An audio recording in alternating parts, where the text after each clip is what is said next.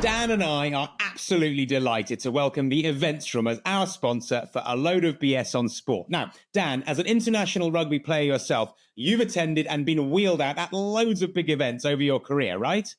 I have indeed, Daniel, yeah, just a few. What really makes the events memorable, I suppose, is the unforgettable experiences that stick with you. That's what makes them really, really memorable. Talking of which, didn't you do a pretty cool launch event for your book, quick plug, The Bigger Picture, last year?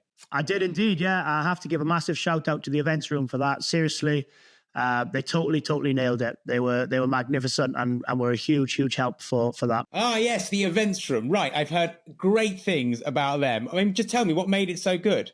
I mean, everything, Daniel, to be honest. The space was brilliant for the book signing. They handled everything from the setup to the food, making sure everything ran like clockwork. They've got a real knack for creating a top-class environment and a top-class atmosphere. And I've been to loads of their events. We went for a lunch with Harry Redknapp a few years ago with a few of my mates, which was absolutely brilliant. Probably the best afternoon out we've had.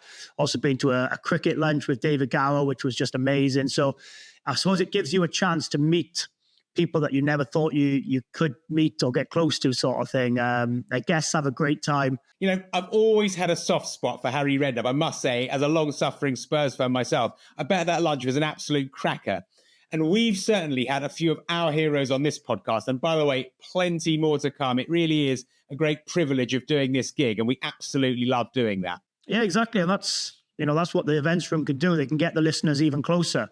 They're one of the UK's premier event companies, and they specialize in creating memorable experiences with some of the biggest names in sport. So for me, they are the best in the business. So if you're itching to meet your sporting heroes face to face, or if you're after a truly memorable event with some great guest speakers, or maybe even snag yourself some sporting memorabilia, the Events Room are the people to call. No doubt about it, Daniel. And with an amazing sporting calendar coming up in 2025, the Events Room have events happening all around the Six Nations. The Lions Tour to Australia in the summer, featuring the likes of Warren Gatland, Alan Wynne-Jones, Sam Warburton, Martin Johnson. And that's just the rugby. And for the cricket fans amongst us, there's an opportunity to celebrate the 20th anniversary of the victorious 2005 Ashes winning side, featuring the likes of Michael Vaughan, Steve Harmison, Matthew Hoggard, etc. So get on the website at theeventsroom.co.uk for their upcoming events and get booking. So there you have it, folks. A big shout out to our podcast partners, The Events Room, making memorable moments happen in 2025. Visit theeventsroom.co.uk and you can find the link in the show notes.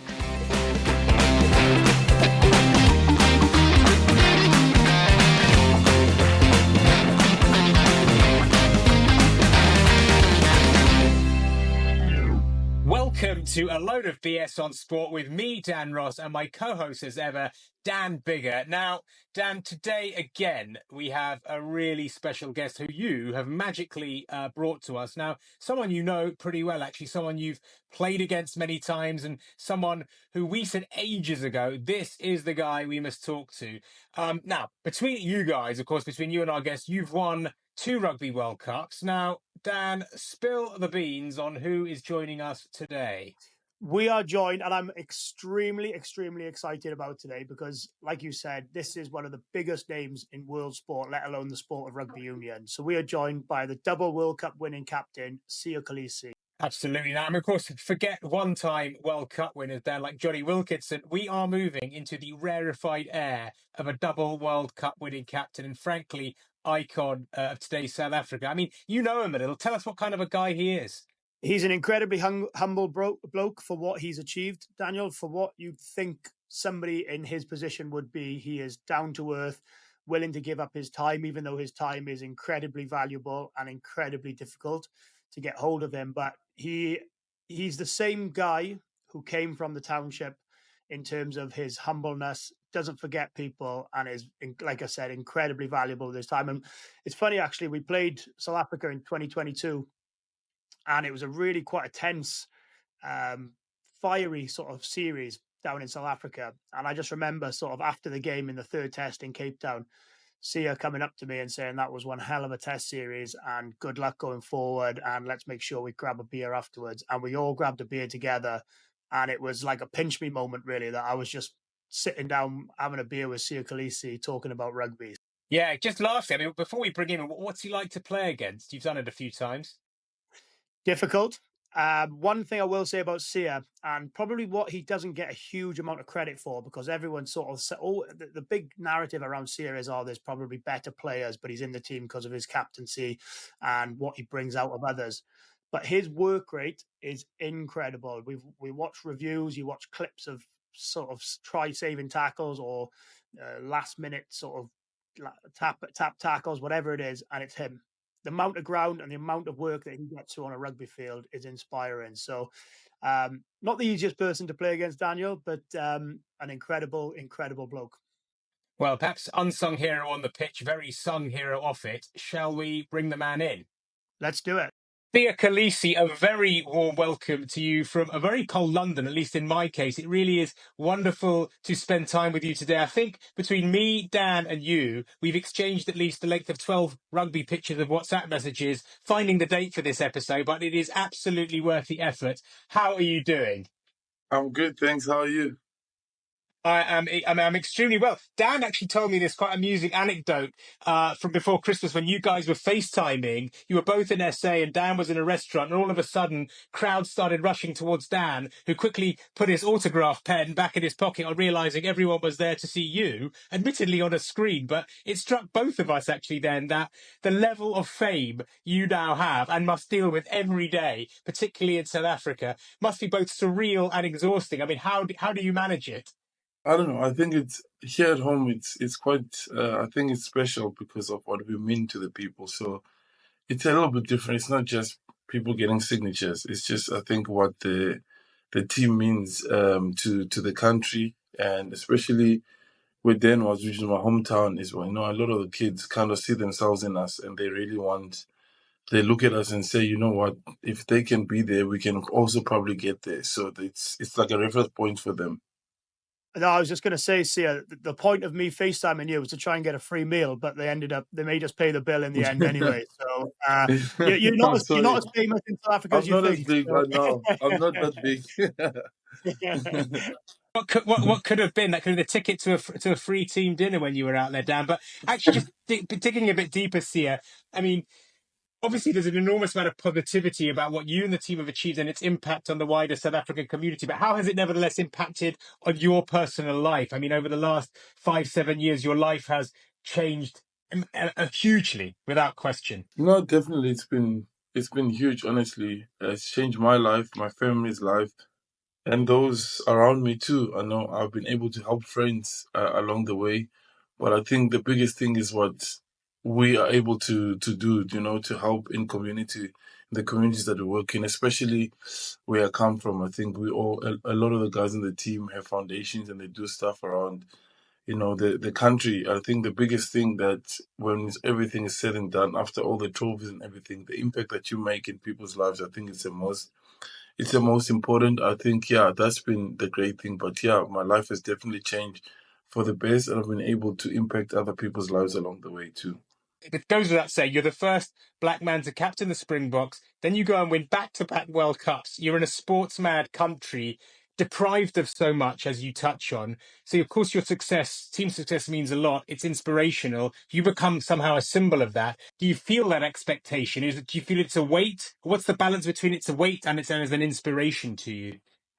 Yeah, like for me, it's not like I don't think of all being a symbol and all that kind of stuff. It's because I know I'm playing in a team sport. Like without the success of the team, I'm nothing. So everything that I'm able to do off the field it basically relies on the success of the team. So whatever I'm doing is with the help of my teammates, the coaching staff, and my support group, my family, and people who supported me from the beginning. So I always try and give as much credit as I can to that. But I also know where I come from. I come from my community where a lot of us struggle. Like my story is not like a special story of anyone because so many people around my community live the way that I do. I think they kind of saw my community and saw how people live around it, and we all go through that. But you also help each other. That's where we learned Ubuntu, like I am, because you are. Because if I struggled, I went to my neighbors, and with that installed in me, it's kind of known that I knew that when I do get the opportunity, when I did make it, that I can't forget where I came from. I can't forget that my success is other people's success too. I gotta make sure I use my platform to make sure that I help other people around me. So that's been with me since I was a kid because of the environment that I grew up in. As much as hard as it wasn't actually hard because it was normal. We were all around us. We were all living the same. We didn't know what else was out there. When I got the opportunity, I knew it wasn't just for me, and I could use the opportunity for my whole community as well. Obviously, we spent a week in your hometown and sort of witnessed some of the areas that you grew up in, and in a world where violence and hunger were sort of commonplace. And there was a really, really moving quote in your autobiography where it says, "Hunger was a big part of my childhood. It's hard to explain hunger, proper hunger, to people who've never experienced it.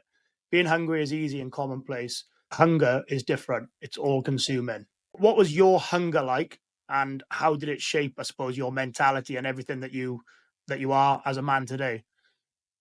Um, and it's difficult to explain. Because you could go a couple of days without eating, or you could go a day. I was lucky that when I went to school, I got one meal, sometimes one meal a day, and but after a while, it becomes normal because this is the normal. And yeah, but going to bed at night when you it's like painful, because you like your stomach is sore because you haven't had anything to eat. And I was fortunate to have a grandmother at that time who found positive ways to get my mind off it. Like she would make me sugar water and tell me to drink and tell me like when you go to bed you'll feel full and you wake up fine. And it did. It helped a lot. But it was a common thing that I never spoke about it to people around my community because I'm talking about something that they know. And honestly, I was really happy. Like my other than all those things, like we found ways in the community to have fun, using what you have around you. We used to use old tires, that had no rims, and you would race them in the street and we play with wired cars, would make cars out of wires and stuff, play with marbles in the street. So there are so many. Yes, there was a little bit of violence, but that's what people see in the news the whole time. But the amount of happiness and joy that we had there, and also learning to use what you have around you before you start complaining about what you don't have. And at the same time, if this is all you have, you'll find a way to make happiness out of it. And that is one of the most beautiful things that I've learned from growing up in my community. Who was the big people around you for your upbringing, and sort of who were the biggest influences on you in your community back in the township? And I saw as well about the story about you using a brick as a toy, and in terms Yeah. of does deprivation, I suppose, breed, I suppose, creativity in that sense with not just yourself but everyone else in the township and the community. Yeah. Like that was a normal thing. I mean, like we found we played soccer in the street. I mean, soccer is the easiest sport to play. Like we would make our own balls with plastic bags, one after the other, and make it a ball and play. And also we played cricket in the street, and we broke windows along the way, and then you got smacked for that. And also, like when we play soccer in the street, we would put like, let's say this street has like 5 rand and the other street has 5 rand too. We bet against each other and we'll play whoever wins. Obviously, takes the 10 rand, and we'll go to a petrol station and we'll buy these small fat cooks and palonis, and we would sit together and eat and celebrate, and that, at that time, those are the special, like the good moments that we had.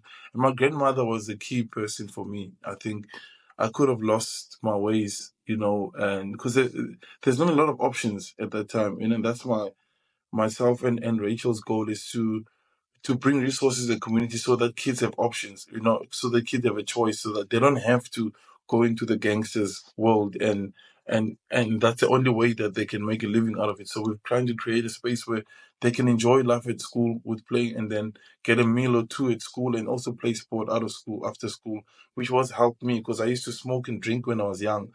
And then I started playing rugby, and then my rugby mates used to look for me if I didn't come to training, and they didn't want anything else other than me just being at training. Then I started finding a sense of belonging. Then I knew these are my people and I'm wanted here.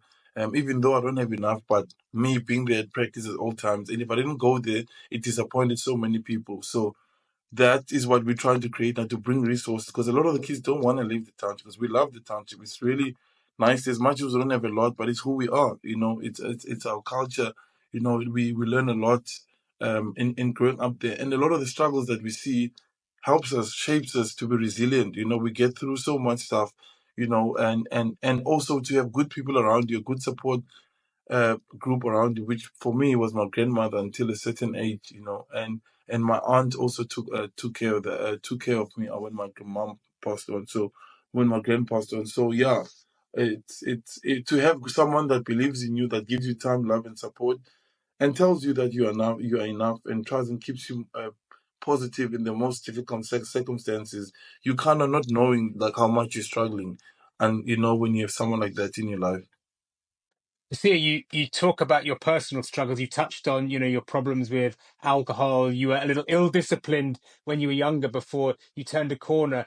You documented it very poignantly with very tough language in your own book. You reference your mentor, Ben Schumann, who confronted you, I think, in 2019 with very tough words. He's saying, you're drinking too much, you're messing around, you're going clubbing, you're posting on social media, but about your faith in Christ, but you're lying to yourself and those around you. Was that the big kick and in that you needed, and a kind of the turning point to change you? Yeah, well, it's difficult. Like at the end of the day, like yeah, Ben was really good for me, and he called a spade, and like to me, I can, when you say you are something that you're not, you can lie to everybody else but yourself. At the end of the day, I still have to sit there and deal with that by myself, and nothing eats you internally than you sitting there and looking yourself in the mirror and knowing that what you say and what you do is two different things, and I never like see myself as perfect. I never people want me to want to think that I am perfect. I'm a sinner who's been forgiven so many times, and I will never be perfect. And I'll keep on making mistakes, but I'll keep on getting closer to the person that I want to be. And at times, I know what I want to be, but there's always trials and challenges along the way. But I'm growing each day and I'm getting better. But the worst thing is when you find those small voices that keep on telling you that you'll never get there. And that's the voices that you try and fight. It's the same as in sport, that when you're playing and then people tell you you're not good enough, you start believing that.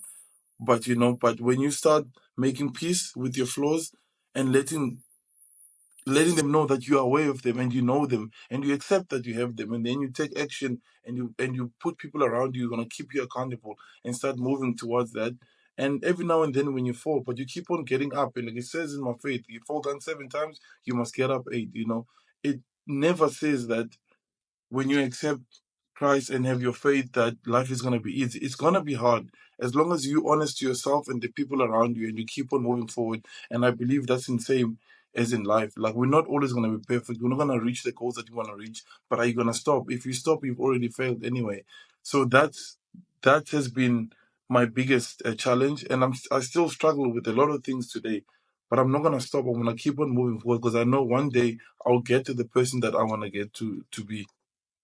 Yeah, I mean, I think, dare I say, your humility, self-awareness, and honesty, well, for me, it's in some ways more inspiring and appealing than on-field achievements, because I think it's so obvious to say that public figures, whether in sport or otherwise, are just as human as everyone else, and fall and need to get back up again. And I think it's important, especially in a very sort of social media age, just to be very open about that. I think those are in some ways the as important messages as what's possible on the field.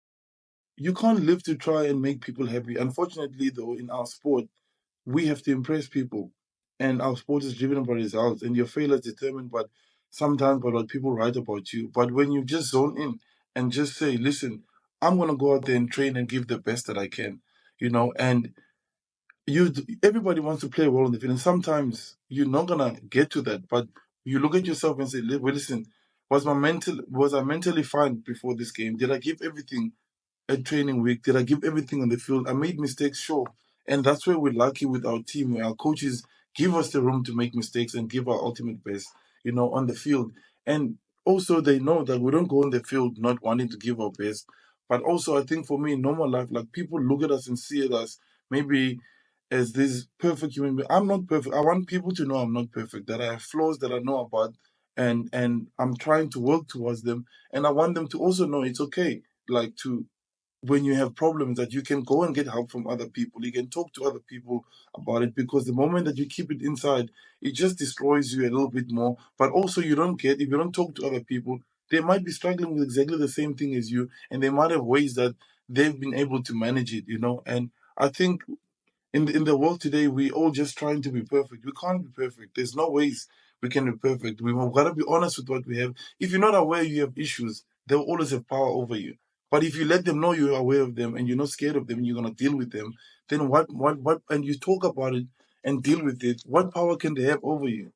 Siya, we spoke to Eddie Jones previously, and he made a really good point, building on your point there, that everybody these days wants to be popular rather than than anything else. All they want to be is popular, and they want to be seen as popular, etc., etc. And I think that goes back to your point in terms of only you can look yourself in the mirror and know if you've done X, Y, or Z.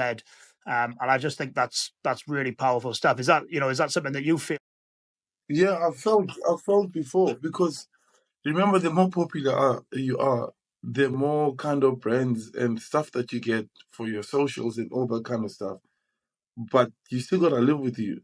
Like if you're doing stuff for the wrong reasons. And that's why, if your intentions, like, you can't lie to your heart as well. If your intentions are not good, you're doing it to get something else, you'll feel that. And that's the stuff that makes people feel unwell, because everything that you're doing is being done so that you can get something back. And that's where I want to get to one day too. Even when you do stuff for people, do it out of the goodness of your heart. Don't do something and then when you need a favor from that same person, remind them what you've done for them. I don't like it when people do that. You must do stuff because you want to, and it's coming out of your goodness of your heart, and not expecting anything in return. And I think, yeah, it's really important, like the intentions of what we're doing, and making sure that it's genuine. You're doing it genuinely, because there's too many people who are doing things wanting stuff in return, or doing things for people because they've got other angles that they want to try and come in. And we know that in this one. That's where when I look at you, then and like the fact that you don't have social media for me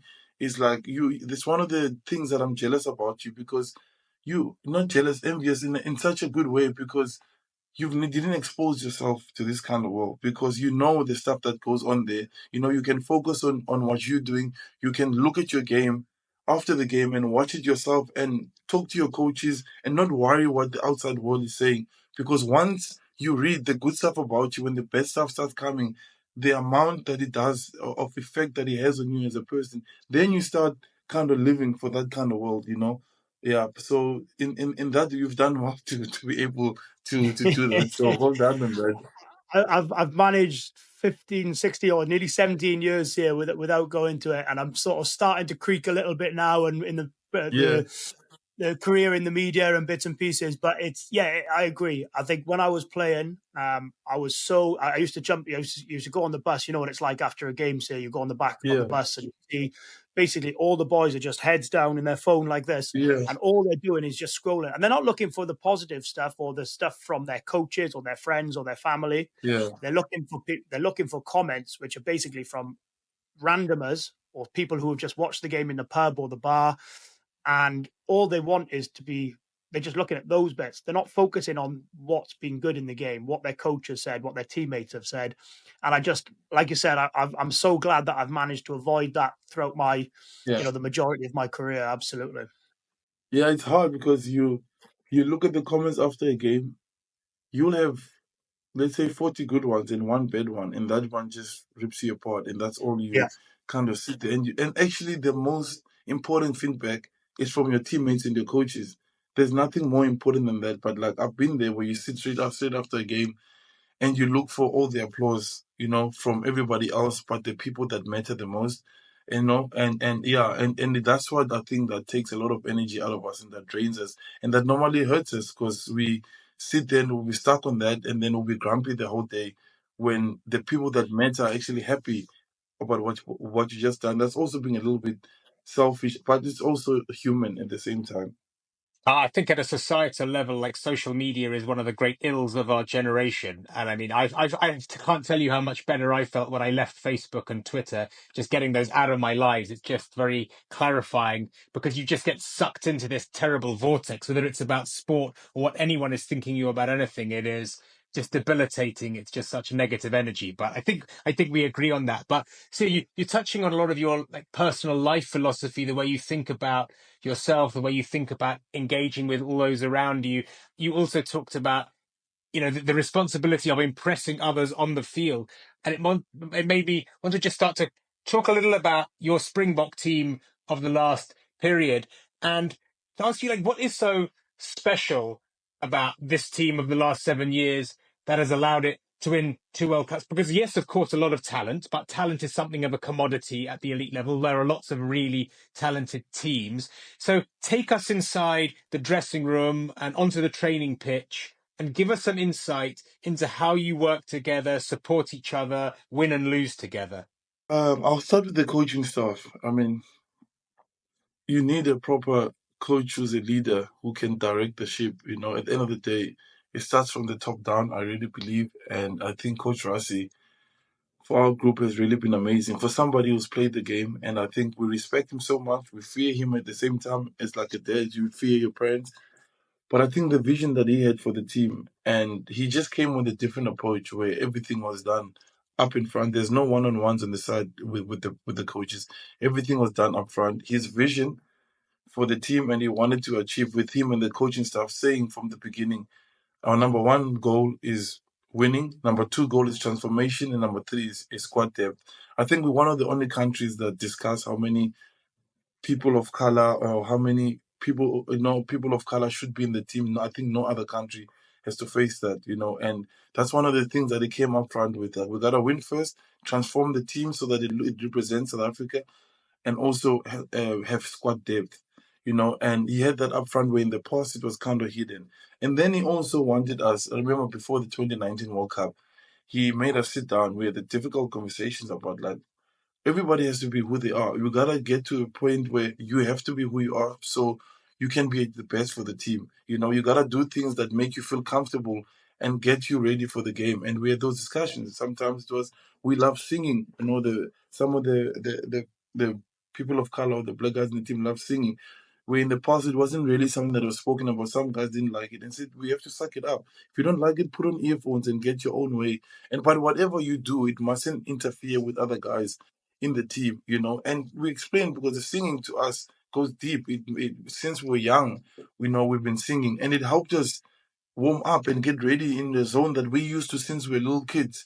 And we all come from different backgrounds, and whatever it is that makes it work for you. And he says, we come from a very diverse country, and our diversity can be our weapon. But we just gotta make sure that we don't only think of yourself, think of the next person, and just learn to mind the next guy next to you. And I think we also had a good we had a good group of experienced players who've been there before, and we had a lot of good young guys who haven't been there before. Who that energy and that mix was really good. But I think what Coach Rassi said in Japan, he went around the room telling why he picked each guy in the team. And I will never forget that day where he went around the room pointing at this one. Like for me, when he spoke to me, he said like you've been through basically all the challenges that you face in life. What we talk about when I was young as a kid, he knew all of that. He knew what I had to get through to get to where I am today. So he knew a rugby game is just something that I do that I love very much. But I've been through so much in my life that when a rugby game gets really hard and you have to get to that dark place, that I'll be able to fight there because of the things that I had to face in my life. And there's so many other guys in the team that he used what people would have think that would have broken us as human being, or things that would have stopped us from getting where we are today.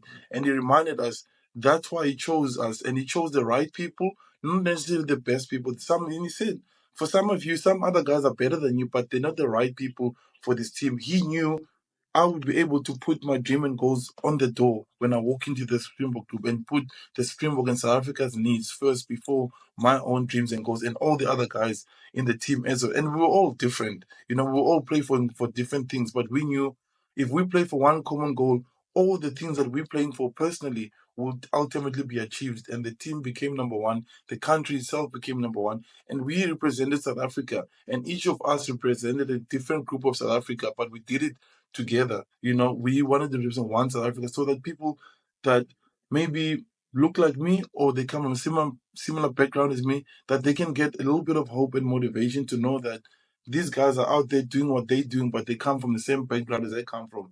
No matter how hard it looks around me, my situation, but I can dream to be there because they are doing it and they were able to make it out of this situation.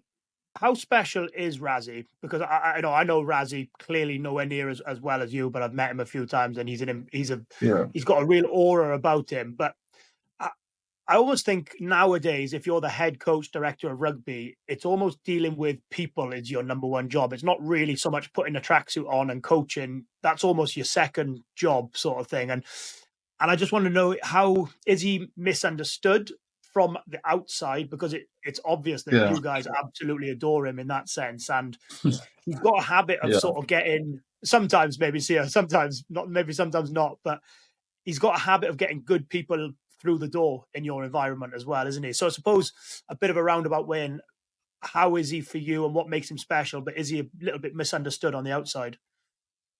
Yeah, I don't know what the outside think of him, but like we absolutely adore him and we love him and we play for him because of what he does for us. I know the things he's willing to do for us as a team, how much he loves us and protects us, and he just wants the best for us.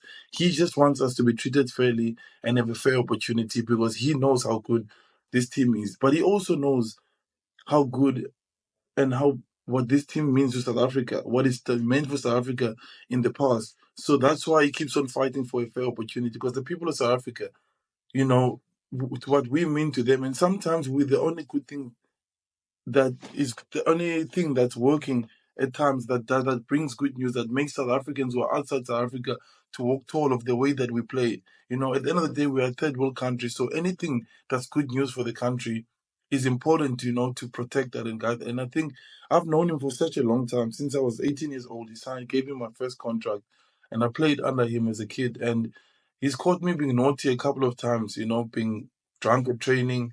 He's called me in 3 times. The last time he called me just before he went to Munster, and he could have chased me away 3 times or more than that. And he sat with me and he said, "Listen, I signed you because I believe you're a great potential, and I believe your talent and what you're good at can change your life and your family's life. But you keep on going the path that you're going, you'll piss your career away, and you would lose everything that you could have done, he believed I could impact a lot of people." And then he left, and then he came back. That was his last time seeing me here. And when he came and announced me captain, I was shocked because I still remember the conversation I had him years ago before he left the Stormers to Munster. He always believed in me, and I already believed, because he always tells me, he was also naughty when he was young. He also had moments, because he knows what it's like, to be a rugby player. When he wrote something on Twitter the other day, he wouldn't have picked himself, that version of himself at a certain time where you become, arrogant and build and he tells him, and he can see the room, he can read the room. He's lived this life that he played for the Springboks. And when we get arrogant or we get big-headed, he calls you aside and calls you up. And some of the stuff that you see in Chasing the Sun, bro, that conversation when he calls me out after Ireland, that was difficult. It was like I was sitting there, I'm almost in tears, and you can see my teammates looking at me and feeling. But it's good because I was like, okay, good, I'm gonna show you. It was so a little bit. I'm gonna show you, if I get an opportunity to play, that I'll fight to get it back in the team. And I think it's good, and when he goes too hard, he comes back and he says, "Boys, maybe I was a little bit too hard there. I'm sorry." He's human just like us, and that's what makes us love him so much. And he admits his faults and his pain or his struggles along the way, and is able to say sorry no matter what position he's in. He tells us when he's, and that's what gives us the freedom. When I've messed up in the group, or if I'm getting big-headed, my teammates comes and calls me out. I don't go there and fight that. I'll go to my room if I'm upset. Then I'll come back to my teammate. I said, "You're right. I'll get my act together," and then we move forward. So he's really a special human, and he loves the way that he just wants the team to keep on driving, being better, so that we can be the example on how it looks like when Davide works together, especially in a country like South Africa, so that people can see that we can all come from different walks of life, different backgrounds, different personal goals, even in offices, that we can work together when we make one common goal and one common dream for a business, for the country, whatever it is that we're working, that it can work going forward. See, you said that one of Rassie's strengths there was he sort of understood what the team meant to South Africa and South African people. What did he do different to coaches previous to him in terms of, did the previous coaches not quite understand that as much, or did No, Rassie put a real I don't emphasis like to talk. I don't want to compare him to other coaches. I Okay. don't. I don't think it's fair on other coaches because they were in a different circumstance than Yeah. he was. So I always want to be respectful to my other coach because something can be taken the wrong way. But Yeah. that's just how I saw him. And also on the field stuff, like he's one of those coaches that will try anything. If he thinks of something, he always thinking outside the box. That that scrum, some of the moves that he thinks of, and it's always like, you're gonna win or lose anyway. Just give it a shot. Don't be scared. Don't let the circumstance or the pressure of the game take away the love of trying new things. Because we all play rugby because we love it, and that's why we are really, and we luckily as a group, you know, we know who we are and we're not scared to try. And we've played together for quite a while, so he's always thinking outside the box. He'll always with the bench. Look now at everybody else doing the 6-2 split. I won't be surprised in a 1 or 2 game time when we see the 7-1 split. And he started that and everybody saw it's a problem. But he said that he's like, who works the most on the field or who gets tired the most on the field? It's the forwards. And if you have more of them on the bench, that gives you the advantage that the first ones can go flat out and you put in the. It was all a big problem, but now everybody's doing it, but now it's not a problem. It's a new trend. Yeah, was it Rassie who branded the bomb squad? Was that his innovation? I was I think curious. so. Talking of doing I'm trying to crazy remember. things. It was either him or one of the guys on the bench. Yeah, yeah, they came up with Because the name. lots of teams had equivalents of bomb squads, but the Springbok bomb squad kind of was this almost somehow a more powerful pack or front row than the starting 3 or 5. It had this amazing aura. It was almost became like your haka or something. No, the thing is about our starting and bench, I mean, it was on Chasing the Sun. Coach Rassie kind of asked the front row who wants to start because we feel we're equally as good, the guys that are starting and the guys on the bench. And you never play in fear. When someone gets taken off, you don't worry because the guy that's coming is as good as him, and that's really been good. And the bomb squad, take the bomb squad seriously. Like, you gotta, the guys who've been there for a while, they'll let you know, like, listen, you normally start, we in charge here. Like, you shut up and you listen to what you're gonna do. So yeah, and that's a nice thing about it, where everybody wants to start at the end of the day, but we understand the assignment and we follow the assignment. And we know the team is more important. And he always tells us, no matter where you are, where you're playing or not playing, it is an honor to be part of the Springbok group. And at the end of the day, you gotta do your part because at the end of the day, we're all gonna drink together from the trophy when we win. And that's where I think we kind of been good as a team. We know whatever role you gotta play. I mean, I got taken off after 40 minutes. If I'm not, sometimes I'm tired, sometimes I'm not having a good game, or sometimes we need a different impact on the field. I love to play longer. Of course, I would love to play longer, but the team doesn't need me anymore. They need whoever is coming off the bench. Where, yeah, people had got a lot of questions about it, but I understood the assignment from the group and I had peace with that. just from the outside, obviously from someone who's played against your team and Rassie's team, a fair bit over the last few years, it feels as if Rassie has created a club environment in a national team, which is obviously incredibly difficult to do when you have limited time together. I just feel, is that something that you guys feel? Because it, like you said, speaking to you before, speaking to Ches and Colby, speaking to a few other guys, it's like nobody's upset or shows their frustration if they play well, are on the bench, not selected, just in part of the squad. It seems as though the common goal has been instilled in you, which is like a club environment, that winning and, like you said, and is the most important, whatever your role. I think it's yeah, it's don't know if it's a club environment. I just think the environment we created as a group, like understanding that the team is more important than in the country, because we representing the country Yeah. anymore. Your own small, of course, I'm not gonna lie. We get upset if you don't in the group. You get upset. You get grumpy. But he also gives you advice like, deal with it. Be upset for a little bit, and when you get to training, you still gotta do your work. You still gotta make sure. Because think about it, you're not chosen, and you drop your lip and you don't give your best. Then you don't prepare the other guys to his best. When you get opportunity and he doesn't get his opportunity, why should he give his best for you? You know, you cannot put your pride aside. Then you go train because we know the team. Then we have meetings. Then we go to training.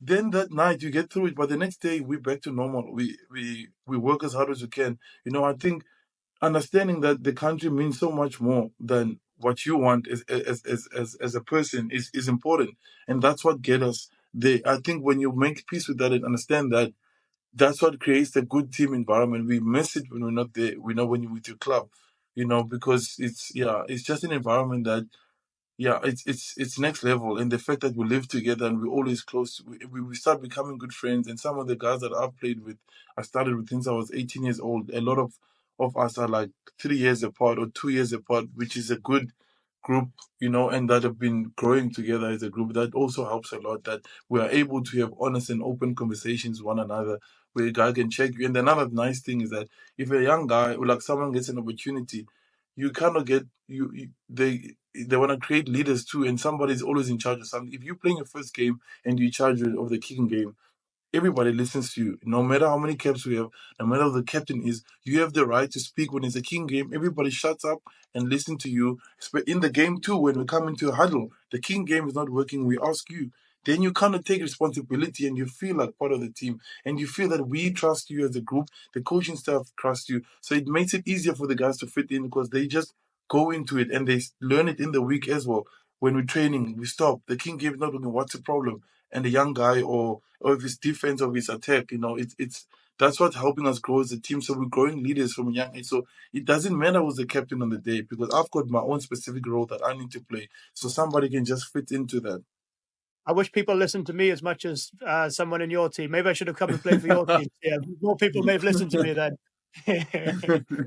The naturalization process might be beyond you now, bearing in mind where your career, Dan. But I don't know what you think, Dan, actually. But listening to you, Siya, over the last 10 minutes or so, that really, of all the athletes Dan and I have talked to on this podcast, that really was one of the most sort of beautiful orations of the meaning of team and the value of team in one's life. And regardless, I'm not a sports person, but crikey, I was sort of thinking as you were talking about Rassie, God, I wish I had a boss like that in my life. But I could put this question to you as well, Dan. But like, I mean, with all the times, by the way, we've talked, Dan, about you and Wales, I don't feel that you have ever been quite as somehow emotional, or there's that sense of connection. And I suppose a lot of that is because of the history of South Africa and what it means to the country as much as it does to the team. But see, like, how on earth are you going to cope when this team is no longer in your life as much as it is now?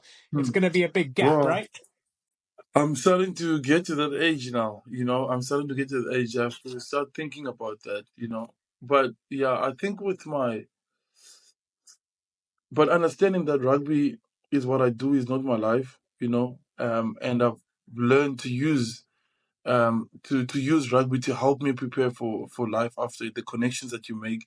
And also, like, my ultimate thing, I'm driven by the work that I do outside rugby. Rugby helps me as a vehicle to help me, you know, with the foundation that I started with Rachel, and the work that I do, that wakes me up each and every single day, because that is a continuous, there's some continuous issues that are happening each and every single day that, like, you know, I won't be able to, that one end in my lifetime, hopefully. But hopefully I can make a difference while I'm doing this. So I'll hopefully, after this, working the foundation, and there's a couple of other things that I'm interested in, but I'm aware that it's gonna end. I'm gonna have to I'll feel it with something else, but I will dearly miss playing for this team and representing South Africa. But I also kind of say the work that I do off the field for the people of South Africa, you know, through the foundation, will always make me feel like I'm working for South Africa regardless, and I will keep on going. But I think what's dangerous is when players make rugby their life and think like there's nothing else involved, where I've been a fault of that. And sometimes your family struggle through that, because you're hard. You always give your best and give all your time. You always choose rugby in all that you do. Some way it's gonna end, and we gotta be able to be ready and start planning while we're playing. And like when you go to, then after games, when you meet people over your sponsors day, start having a conversation. Don't sit in the corner, engage with people, see what you want to do. Maybe you can get an opportunity there and working there. So I think that's another biggest thing. I think most agents don't prepare players for life after rugby, and that's why most players struggle after rugby, because they're not prepared, because they think it's a thing in the end. And I think with us, we need to make sure we check on each other, because your success is not about the trophies that you win. How well are you after rugby? What have you done after rugby to make sure that you are fine? You still gotta live. You gotta still look after your family. You guys gonna have kids that are gonna be there, and you still gotta have a life after that. So, rugby can also help you prepare for that. We were lucky where you can study with bursaries with my players, our people that look after us. So you mentioned the Kolisi Foundation, which is an incredible cause, and everything that goes with that. Clearly, you're a double World Cup winning captain, and it's remiss of us not to speak about that in 2019, 2023. But I'm imagining that those wins put the Kolisi Foundation, or speaking to sponsors, elevate those situations to another level in that sense. And just sort of, I'm really interested as a professional rugby player, what the difference was between 2019 and 2023. Did your leadership style change in those two campaigns, or was it very much just a continuation of building from 2019? I think from a group players and team point of view, we had to change the way we played, because we knew we couldn't. That's why we could release Chasing the Sun, and we knew everybody knew how we played, but everybody knew how we played anyway. With the kicking game that we had. But then the coaching staff came with new plans. We changed the way of playing, because we knew there was no ways we were gonna win the same way that we won the previous year, because other teams started doing what we were doing, and they were finding ways to stop it. That's a great thing about our coaching staff. They always innovating, making new ways and thinking of new ways of playing. We kicked a little bit the same, but we also had a running game as well. We had two different wings who played, during that World Cup. So we had other ways of playing, but the work rate, the physicality, the big rocks for our team set piece, that we didn't go away from. That was our core that remained there, that we knew that we gotta be dominant in those, and then everything, all the other things around it, we can twist and turn, but we like our hard work, and then getting yourself into as many battles as possible, physicality, um, set piece, dominance, gain line dominance, all those kind of things, and physicality, that never changed. But other things and the way that we want to play, the moves and all that kind of stuff kind of change, or when we kick and when we run, all of those things change, and everybody moved together as a group, and we're keen to get started. And to have a group of team that's done a lot of success, and to be able to change and be coachable, is one of the other things that we have as a group, that we trust our coaches, and they trust us, and they start throw ideas on the table, and they ask for our input. Then we're able to share. At the end of the day, the final say is always theirs, but they don't have an ego to say no, this is unacceptable. They let us say what we want to say, and then we deal with it together. You're a World Cup winning captain from 2019, 2023. If you were to say this is what leadership is about, I would suggest that a lot of people would listen and believe in that. I'm just interested to know what is leadership under Siya Kolisi, because I'll tell just a quick anecdote. Do you remember in France in 2023 where you sent me a message after we played Fiji? So Yeah, there was a bit of an incident on half time where me and George North had a bit of a spat, a disagreement basically, and my passion for the game sometimes sort of overflowed, and emotion, etc., etc. And I came under a little bit of criticism for that. And the next morning, anyway, there was a bit of a media storm around it, a storm in a teacup. But Cheslin Colby texted me, who I played with at Toulon, and said, "Oh, can I give Siya your number?" And I was like, "Well, I'm not going to say no to that, clearly." And Siya sent me a message just saying how much he loved my passion and don't change and keep fighting for everything you believe in. And Siya Kolisi was not my captain in that World Cup, clearly, but it made me feel, 10 feet tall. And speaking to other players here, you seem to have that effect on other people. So I'm just sort of really interested to know what you sort of deem leadership as in your book. I'm here. I believe it. I'm a very good server. I'm a really good follower.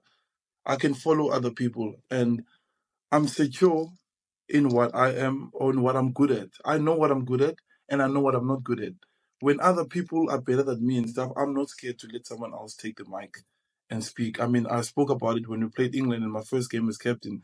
They scored 3 tries in 15 minutes. We were done 21-0 down, and I didn't have the answer. I was freaking out. I never thought my first game as captain would go like that. And I looked around and I was like, I don't know what to say. And then I was like, Dwayne or somebody else, can you say something? And they take over. It's the same in the group where I feel most people wanna live or wanna lead with they wanna be the voice and everything. I don't mind not being the voice. I don't speak half of the time amongst the group. I mean, sometimes, you know, when we gotta get the guys up, Eben does the big speech, and Dwayne was there too. They have the answer, and that doesn't make me feel, oh no, this is competition. I should be the one saying that. No, whatever is the best for the team is what's needed, and I don't care where it comes from who in the group, as long as it's done, and that's how I believe. And I care in people.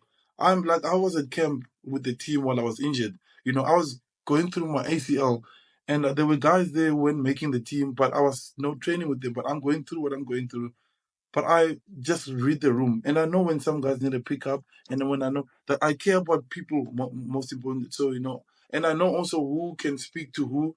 When somebody's done, I can't always get through to everybody. There's some people who react to others better, and I'm good with that. But I think being a leader, you don't always have to have the answers. You just gotta know. When you don't know, be honest and say, guys, I don't know. But you also, when you do know who's got the answer, let them be a lead. Because I believe in shared leadership. The main thing is the team, and whatever the team needs should happen, no matter who wants to be the coolest and wants to be the well known. So that's that's the way I lead, and my teammates will tell you that I'm never shy of saying, guys, I don't have the answer. I'm sorry. Who's got the answer must speak up. Thea, despite all the positivity and the big successes that we've discussed, I think the romantic notion somehow of this rags to riches story, I think feels to be massively oversimplistic the more we listen to you, because you actually say in your book, it was a rather poignant quote. You say, some memories still hurt. They're like old wounds that never fully heal. Which makes me believe that you still carry your past very close with you. Is that a fair thing to say? Yeah, of course. There's like some of it is from my own doing. Some of it is relationships that I wish were there, or people that I wish were there for me, and yeah, and time that I can't get back with some people, and I struggle the most with mistakes I've made along my life, and it's really hard, and especially time with people that are important in my life, like time with my kids. That will always be hard, but I'm dealing with it. A lot of the struggles that I faced, like I'm dealing with it. I see a therapist. It was really good. It's you go back to your past and revisit those kind of things, and it's tough conversation. It's flipping exhausting, but it's hard when I'm talking to my therapist. But I can't wait for the next appointment. And it's something that I would like to encourage people to do, and finding out like this wasn't your fault. You making these kind of things because you of what you saw when you were young, or what are the actions that were happening around you. It also gives you a sense of relief, as a person, and it gives you something to work towards. And yeah, I've loved dealing with my talking to my therapist. It helps a lot. But yeah, I always carry a lot of my scars with me everywhere, and I still got things that I wish I would have done. I would have done right. I'm probably still gonna make more mistakes going forward. But I'm not gonna stop like trying to get to where where God wants me to be, and I'm gonna keep on pushing towards that. But I think having a good support system, good friends around you. When I say good friends, friends that are gonna tell you when you're not being good, when you're losing your way. Friends are gonna keep you accountable. Friends who are gonna inspire you. Friends who are not gonna say yes to everything you do, and friends who are also working towards something greater, so that they can challenge you too, and motivate you, and you can motivate them too. And yeah, I think that's really. And also, you need something like for me. that's far greater than any other human, something that you can rely on, and that's for me, it's my faith, where I go, it's constant. God is constant all the time. And I have times where I'm in deep waters where I feel like I'm not gonna get out of it. But when I go and I read a Bible scripture or when I sit and talk to someone, that takes up so much pressure off me. It gives me comfort. It gives me things that other human beings couldn't give to me. Because I think sometimes we ask of other humans that stuff that can't give you. I believe that only like God for me that can give me. And I start learning that through the time. And I think because we put everything on ourselves that we think we're going to be able to do it, or put so much pressure on someone else. Sometimes people can't meet the standards that we need. So that's how I really enjoy having the faith that I do, and having my friends outside rugby too. You need friends outside rugby. You can't have everybody in your job. People who want to talk to you about other stuff in life, because there's more than just sport or what you do or your job, no matter what it is. You need other people who are outside there that you can talk about life and normal things in life. So yeah, I think we can all agree how eloquently you've spoken and how powerful everything you've said is. We'll just finish up with one more before we just hit you with a quick fire round and leave you go. You're 33 now. Um, is there anything in the back or front of your mind which says a third World Cup win, a third World Cup win as captain? For me, that would just put you on up there, for my opinion, as one of the greatest sportsmen of all time. If you were to able to achieve that, is there something that you want that as your legacy, or is it very much just a week by week sort of approach from you? I mean, I don't think third World Cup captain. I think third World Cup as a player or whatever it is, whatever role I'm in. But I still feel good. I still feel really good this past year. So I'm confident, and but I try go not day by day, year by year, how I feel, because what 6 months can do on a rugby body. But I would love to be there with the boys. Hopefully. You say you've been back to Durban, Siya, so that you've got a bit better weather. The body's starting to feel a little bit better than the cold, grey, wet Paris skies. Anyway, Yeah, that's true. That's true. The sun is good for the soul. It's good for the mind. But I do like the cold weather. I won't lie. Yeah. You don't know what you've lost till it's gone, I suppose, being at Racing and now getting back to the beautiful Durban climate. I think, by the way, whatever happens, even if you never play another game of rugby, I think your position in the highest echelons of rugby, if not sport, are fairly assured. But Dan says a third one would be quite incredible. Shall we finish with a few quick fire questions just to round this off? Yeah, Good is the right answer. Steve, what's the kindest thing anyone's ever done for you? that's hard. It's a lot of things that I'm thinking about. But I like when I think of one person, I would say like just the way my grandmother raised me. Yeah, yeah, I don't know if that's good enough. it's yeah, perfectly good absolutely. enough. Yeah, Siya, what relaxes you away from rugby? going to safari. Yeah, Yeah, Where do you recommend? Where should we go? What's your top South Africa. safari spot? There's a lot.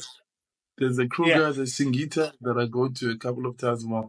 Monwanwa that I've been to. There's a lot in South Africa. Just let me know when you wanna go. I'll send you a list. perfect. Okay, we'll if all else goes wrong, I think that the future of the travel agent for you. We'll drop you I've, a note for recommendations. That would be I've nice. got this. You got it. I think you've got it. I think you could do it. Yeah. Here's another one for you. What's your most powerful memory? I don't know. In what way? Like powerful in what way? What if you stand back and you reflect on your life, what are the small handful of things that like would pop into the front of your mind that like resonate as really significant moments? Um, I'll definitely say like my kids, the birth of my kids, losing my grandmother, and I think losing it is powerful to me because it was a big change, and finding my siblings, um, and reconnecting with my siblings. Obviously, I won the 2 World Cups win, but my first rugby contract and my first Springbok caps, that's also big. And I think the day that I decided to be a Christian, where I could follow Jesus, that's probably the biggest day, of my life. Just for finishing up, Siya, the most famous person that you've met? I don't know. Meant a lot. I'd say Roger Federer. I was hoping you were going to say Roger Federer, because I'm a huge Roger Federer fan, and I saw him in the changing rooms with you after the World Cup final win. I was more jealous of you. I didn't care about the World Cup win. I was jealous that you were with Roger Federer in the changing room. So I was hoping that you were going to go down that route. Yeah, it's definitely him, and he's an amazing human being. Honestly, when you talk to him, you wouldn't say he's the person that has won all those Grand Slams.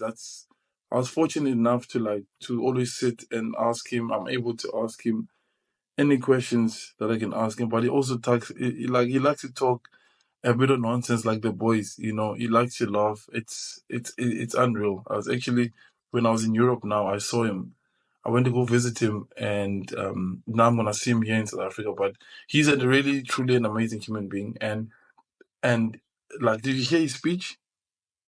Which speech? Did you hear his speech at the university?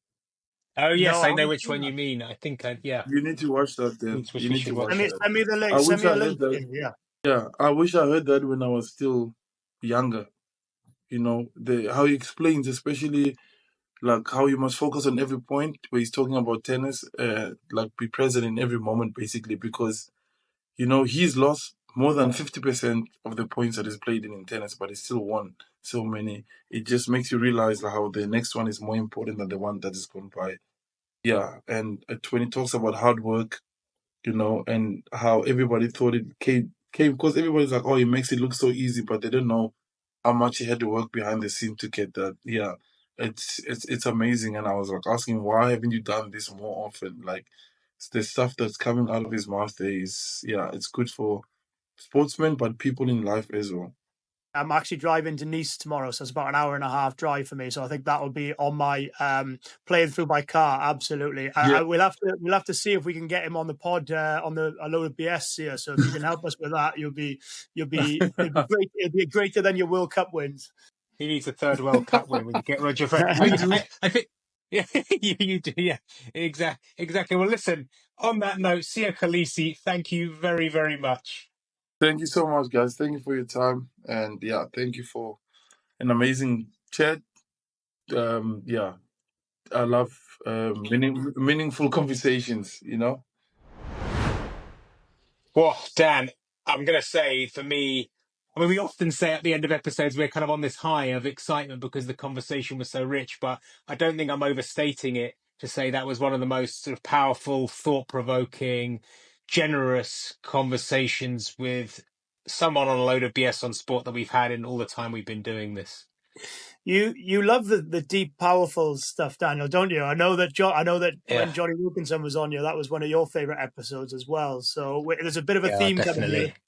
Thought-provoking, powerful stuff, only with World Cup winners, though. So exactly. Now we've got to get Federer on now for Grand Slams. We'll do as well. But yeah, that's the next aim. But no, on a serious note, that was incredibly powerful, incredibly elegant. And I just thought he just had you at every word, didn't he? That's what it was for me. And like I said, I've spoken to Siya a fair bit, played against Siya quite a lot. But for me, he just had me for every word of that. And I felt like I was a fan just listening to it, if that makes sense. Yeah, definitely. Well, of course, I mean, all the conversation, everything that he said about Rassie Erasmus and the whole Springboks setup, as I said, I don't know whether you felt it, but you're kind of thinking, wow, would I love to be in that kind of working environment? Quite an antithesis to what you imagine, say, an Eddie Jones is like as a coach, or any of the guys you've worked with, whereas Eddie is more keep you on the edge of your seat, keep you thinking, probably is less open about, say, admitting faults. It's a bit slightly more my way or highway, a little probably, as he would admit himself, and that's fine. Whereas Rassie, introduced this team culture where it was totally acceptable to be wrong, and it was far more of a dialogue rather than a monologue, and clearly they responded to it. Yeah, I think I thought he summed it up really well in terms of like his biggest strength as a leader is understanding people and Yeah, admitting vulnerability. In terms of yeah, like how many people or leaders, etc., do you know that aren't able to admit or to say that they don't know the answer, or I need help, or go and ask this person or this person. And clearly between the two of them, they've got a really good blend of understanding people. They know who to lean on for certain areas, and it just seems as if they care immeasurably about each other as a group, don't they? So that, you can yeah, see why, in particular in that last World Cup, how they won the quarterfinal, the semi-final, and the final by a point in each game. For yeah, it's for moments like that, not the games where you win 35-10, 25-6, whatever. It's for those games where you win 13-12, 11-10, 9-8, and it shows, doesn't it, in the words that he was. It certainly it was powerful stuff. yeah. I bet they're the most satisfying games. You've definitely said that before, and I can imagine that. And I suppose it's probably no coincidence to win 3 games on the trot by a single point. I mean, you could say, luck, and obviously luck does come into it a bit, but you know the environment they had. And Sia said this in previous conversation. He touched on the bench, the bomb squad, and that they would even say it's more of a privilege to be on the bench. Who do you think you are starting? We're the guys who are going to come on and win this. And I suppose that just reflects that the sense of the collective. Yeah, that's what I said, and that's why I sort of referenced to it being like a club environment. That normally, when Yeah, you get into an international environment, everybody just wants the starting jersey, and then it becomes almost like you're competing against this person and that person. And it seems in that environment that it doesn't matter who starts, who's on the bench, who's not in the 23. It just seems as though the common goal is winning for the Springboks. But yeah, even bigger than that, it's winning for South Africa. And I think that yeah. is incredibly powerful and incredibly important to that team, and it clearly shows. Yeah, I think, well, maybe Federer definitely number one as our next target, but I think Coach Rassie would also be pretty fascinating as well. We have to call him Coach Rassie every time we Is speak that, to him, though. I think that's what people call him, is it Coach Rassie? It's like being Coach back at Rassie, yeah. school. Coach Rassie, good. Well, listen, on that note, Dan, again, as always, lovely to be with you. We just had a really special hour with Sia, and we'll look forward to the next one. So take care, mate. And you, Daniel, can't wait.